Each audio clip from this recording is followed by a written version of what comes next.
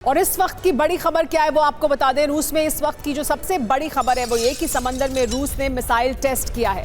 Pacific fleet ने missile test किया है। रूस ने जापान सागर में अपनी ताकत दिखाई है। तो देखिए, रूस अपनी ताकत भी लगातार मैदान में भी दिखा रहा है, जंग के मैदान में, और युद्धाभ्यास भी कर रहा है। देखिए किस तरह से रूस ने जापान सागर में अपनी ताकत दिखाई है और समंदर में रूस ने ये मिसाइल टेस्ट किया है।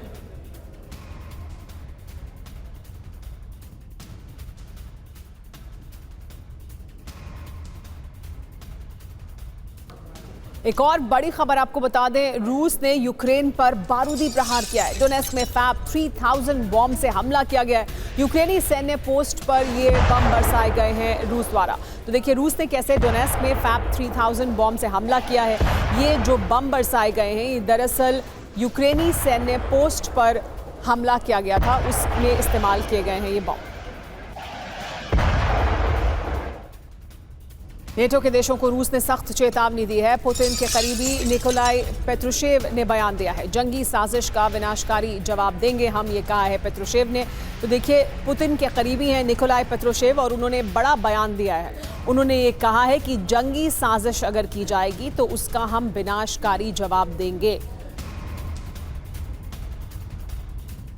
तो यूरोप को रूस ने डायरेक्ट वार्निंग दी है, सीधे तौर पर कहा है। निकोलाई पात्रुशेव ने कहा है कि रूस की युद्ध तैयारी को नहीं परखे नेटो, किसी भी प्रयास का फौरन जवाब दिया जाएगा।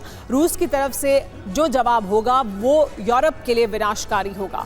क्यों दी है ये चेतावनी, ये समझिए। इस वक्त चेतावनी के क्या मायने हैं। इंग्लैंड में अमेरिकी एटमी हथियार तैनात किए गए हैं।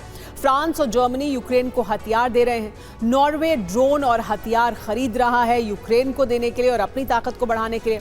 बाल्टिक देशों में भी तैयारी बहुत तेजी से चल रही है जंग की।